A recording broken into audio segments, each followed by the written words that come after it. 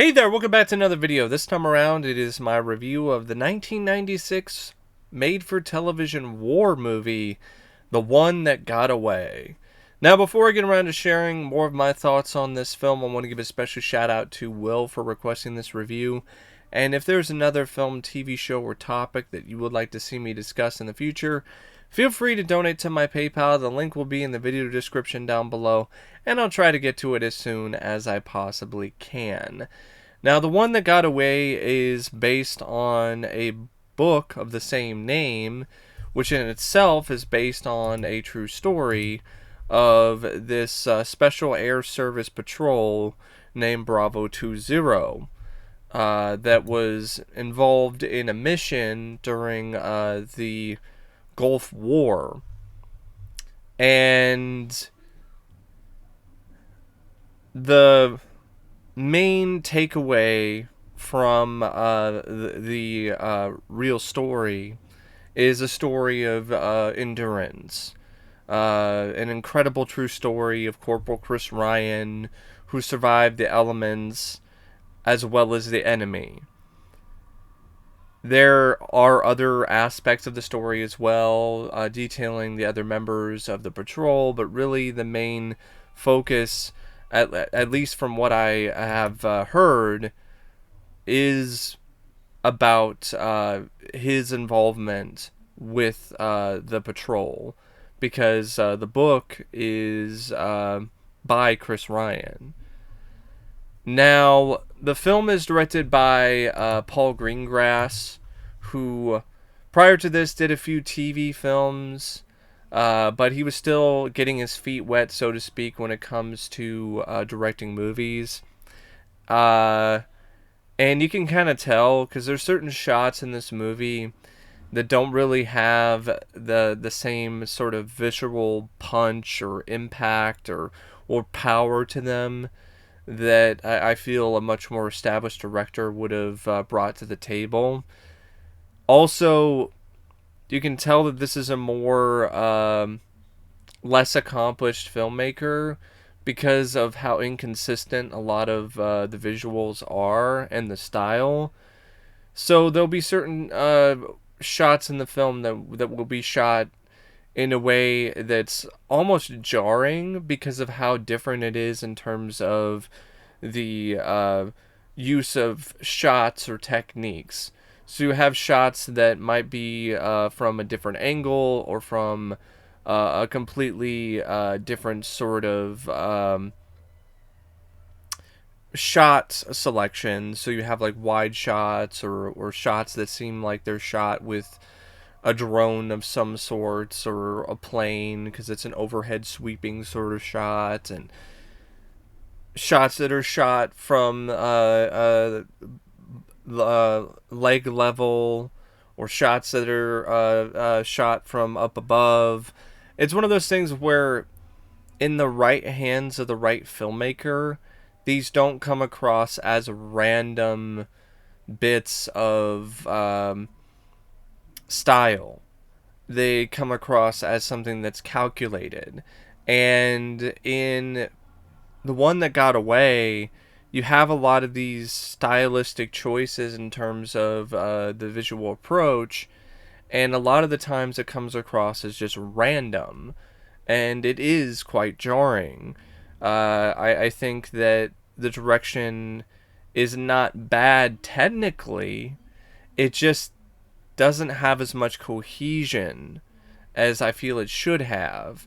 There's a lot of moments where it seems like Paul Greengrass was really hyper-focused on a certain style instead of blending that style in a way that connected with the film more, or connected with the film in a way that felt more natural and wasn't as jarring to witness.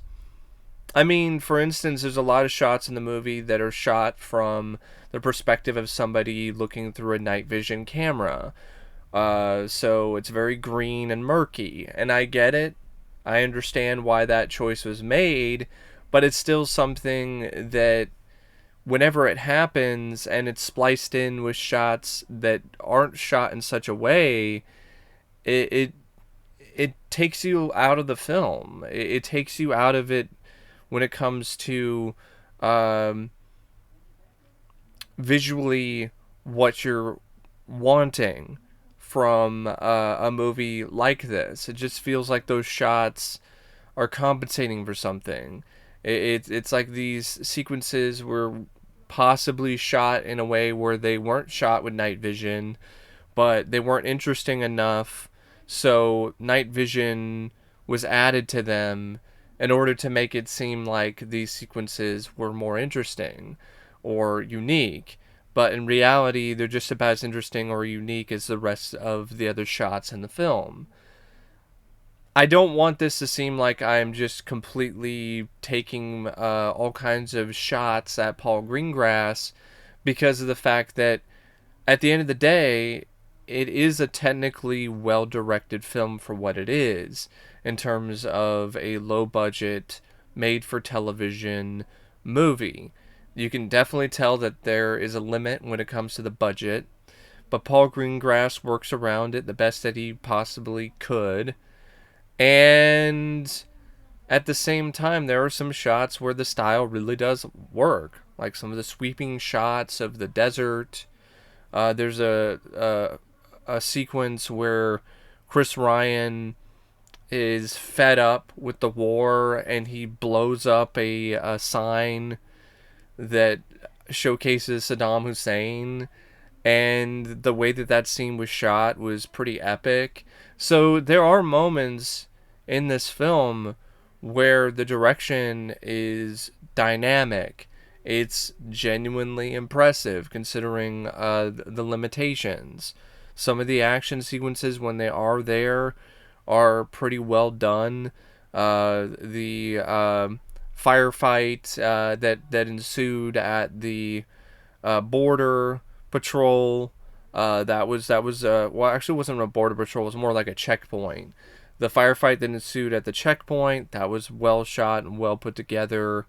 The sequence where Chris Ryan takes out a couple trucks worth of soldiers by himself with nothing but one rifle and a rocket launcher, that was particularly incredible. So are the various other scenes of Chris Ryan just walking by himself through the desert. The various sequences involving the soldiers before they head to Iraq, though, not really the most impressive visually, pretty flat. The sequences where they are walking through the desert were pretty boring and dull, despite the Greengrass's best attempts to try to make them at least visually interesting. But yeah, it's I don't want this to come across as me just attacking Paul Greengrass.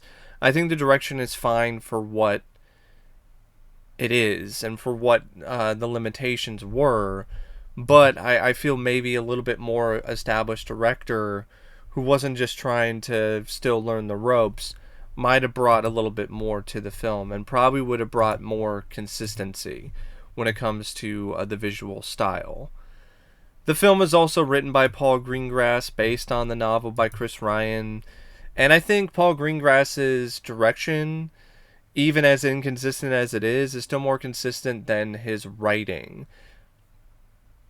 This film, to me, is a movie that at the end of the day, I wasn't really that fond of, and a movie that I probably would never watch again, mainly due to the screenplay. I think it did an absolutely poor job establishing the patrol as real people, as real characters.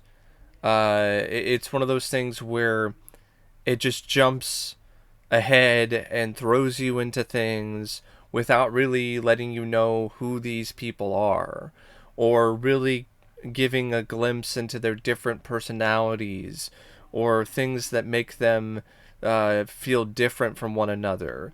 So it really does get to the point where there are moments in the film where it's hard to really differentiate who is who, when it comes to this patrol. There are moments where it does try to inject some humanity with these characters.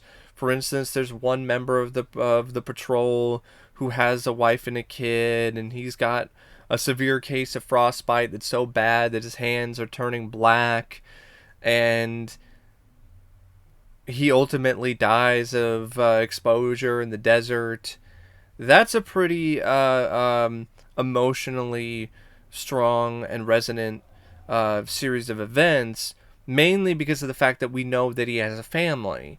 Everyone else, we don't really know much of anything about them, other than they are a member of this patrol, Bravo 20, and they are on a particular mission.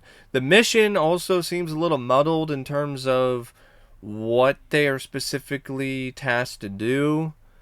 Also, it seems like the mission is a total failure, but they don't really clarify precisely why. It's just one of those things where, oh, they're on a mission, they get involved in bad weather, and then now the mission is off, and they get split up because they're having issues dealing with the weather, which was pretty brutal, so I don't blame them. So they have some moments of mental, not necessarily incapacity, but they have moments where their mental state is definitely compromised. And they get split up, and then the film focuses on the two different factions of the patrol. But like I said, the writing is so poor that you don't really get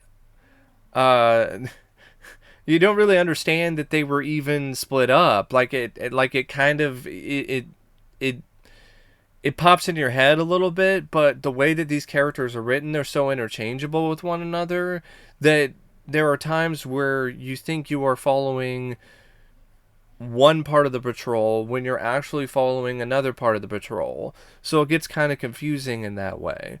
Also, even though there are some decent little bits of action, there's not a lot of it. There's even a sequence early on in the film, like within like the first 30 minutes, where there is a series of shots where the soldiers are getting involved in some sort of conflict, but all you see is them hiding behind rocks and you hear gunshots. You don't actually see anything happening for the most part. Just a lot of aftermath stuff. And that's not really, in my opinion, a good idea to have sort of an artistic sort of approach for your first action set piece. And then after that, you don't really get another action set piece until like over an hour in. And that's the sequence at the checkpoint. And then you have the stuff with Chris Ryan on his own, who takes out the two trucks. And speaking of Chris Ryan, that's another mistake that this script made, is it didn't have enough of him on his own with the elements and against the enemy. That doesn't really come into play until the last 20 minutes of the movie. And that's arguably the most compelling aspect of the film. Now, the stuff with the other soldiers and the stuff with the enemy, that might have worked if you had a better script. If you really got to know these other soldiers more, or they had more to do, or there was more to them when it comes to their banter, their camaraderie with one another, or just their inherent personalities. But that's not the case here. So when they get captured, it's one of those things where you kind of don't give a shit, because these characters are written in a way where they're so weak and so forgettable. That's why you want to see more of Chris Ryan and his journey and his battle for survival, because that character is at least written in a way where he seems like he's a stand-up guy. Like, he's a guy you sympathize with. The leader of the group, Andy McNabb, the way that he's written, he comes across as kind of a jackass. So you really don't sympathize with him that much. And the other members of the patrol, except for the guy with the wife and kids who dies of frostbite, you don't really know much of anything about them. So there's no real reason to care about what happens when they get captured either, or the other guys who get killed in combat, because you don't really get to know them that well. So yeah, and not only that, the ending of the film is a pretty big fuck up, if you ask me, because after Chris Ryan gets to the border of I think it's Syria, he gets to the Syrian border, and he gets out of Iraq. He meets up with this farmer, and he asks the farmer for help and is even going to pay the farmer in gold, but the farmer freaks out because the gold, I think, is representative of the currency of some country that he doesn't trust.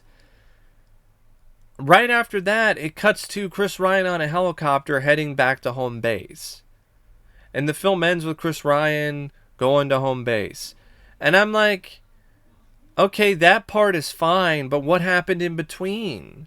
Like, how are you going to have this film that's dealing with this harrowing true story of this man who survived the elements and the enemy at the same time and beat all these odds, and not show how he got rescued? Not show how he went from being stuck in this farm in the middle of nowhere in the desert to heading back home. Like, how did he get discovered? How did that happen? Because the way that it's written and the way that it appears, it seems like it was hopeless. Because he cried his eyes out because the gold wasn't working and the farmer was scared of him, so he felt like he was just done for. Because the man was starving, he was dealing with all kinds of severe dehydration, the man was in bad shape. I mean, his feet were all messed up, he had sores all over his mouth, and somehow he got in the helicopter, but we never see how he did. We never see how he got on the helicopter. We never saw how he was discovered by the British military or the other SAS guys. So it's one of those things where you're like, how did that happen? And why would you leave that out? That's like if you had that scene. That's like if you had that film, The Rescue. It's a pretty obscure movie from like 1988 about a bunch of kids who go to North Korea to save their dads who are Navy SEALs. But that would be like if that movie ended with the kids finding their dads in North Korea in a jail somewhere, and then the next scene is the kids and their parents getting off a plane back home in America. You'd be like, wait, what happened?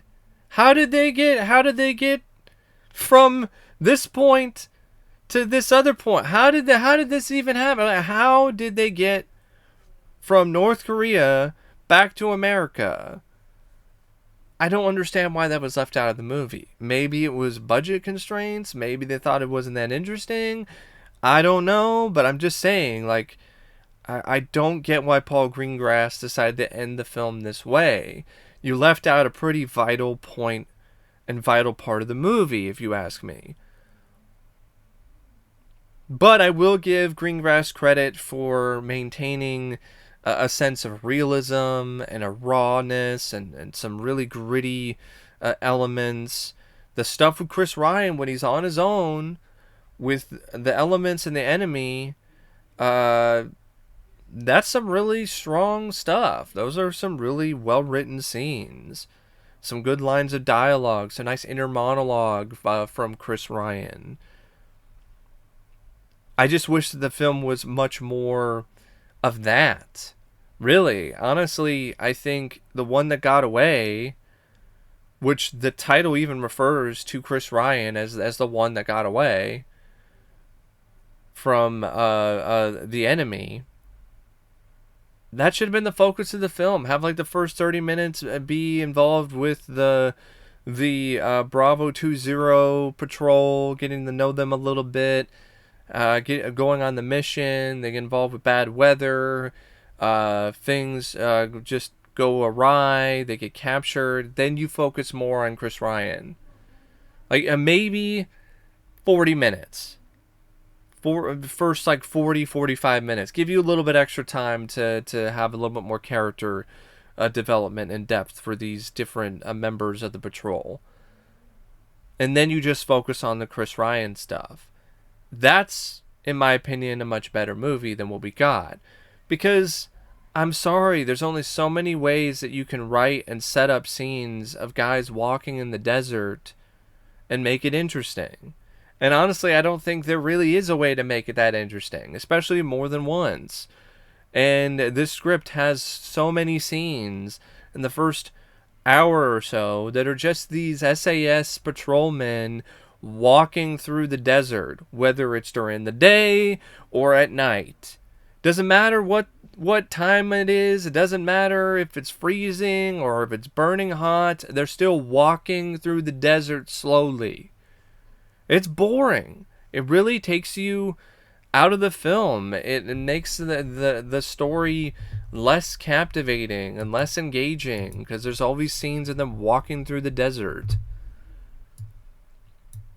Maybe it's more realistic, but it just seems like it's also an instance of the writer padding the film, padding the movie so it can actually reach the near 2-hour running time. But yeah, I don't think this script is really the best by Paul Greengrass. And the performances by the cast, to be honest, they're pretty lackluster as well, other than the lead actor. I mean, the lead actor, he's absolutely the best of the bunch. I mean, Paul McGann. I felt Paul McGann was legitimately great. Like, he was fantastic as Chris Ryan. I would say it's probably one of his best acting performances. And that's what makes it even more disappointing that the film doesn't really focus on Chris Ryan's story as much as it should. Because Paul McGann is so good as Chris Ryan. David Morrissey is a really capable, strong actor in his own right, but I didn't really find the performance to be that great as McNabb. Stephen Waddington is Dinger, Simon Burke is Stan, Nick Brimble is Vince Phillips, Steve John Shepard is Bob Consiglio, Sam Halpenny is Legs. The performances were pretty below average, to be honest. A lot of them were pretty one note, not really a whole lot of anything. You could definitely see why a lot of these actors didn't really do a whole lot of major film roles after this, because they weren't really the best. But at the same time, given what they were working with, which was a script that gave them really next to no personality or no depth, I'm not going to really knock them that hard either. But honestly, it really wasn't that impressive when it comes to the supporting cast. Like, even the guy who played the Iraqi officer, like, he wasn't anything special either. The film featured a intriguing score, though, by Barrington Phalong. Like, the music, there were some notes that were rather haunting and somewhat memorable, although there were other bits of the score that really weren't anything to write home about. The cinematography by Ivan Strasberg, that had its moments, especially during the sequences that have Chris Ryan alone in the desert, or some of the other shots involving combat. The editing by Clive Maltby, that was also something that was pretty average, but it wasn't anything that was a negative, because it definitely did benefit and help the film when it comes to the few moments of action that it does have. But yeah, it's also a film that isn't paced that well because of the fact that there's so many scenes of them just walking around in the desert, and that gets old really fast. There's really not a lot of investment in the characters because you barely get to know any of them, and the mission doesn't really seem like it's that much of a focus. And then once you get to the point where it's focusing on Chris Ryan and things get really interesting, it's already too late, and then they kind of don't live up to the full potential when it comes to that angle of the story either, because of the way that it ends. So yeah, I'm just not really that big of a fan of this one. I would say it's definitely not my cup of tea. I would say I prefer Bravo 20, even though Bravo 20 is still a film that has its issues, but the first half of that film was better than anything in this movie, if you ask me. So, yeah, that's my opinion and my thoughts on The One That Got Away. And as always, thanks for watching, and I'll see you later. See ya.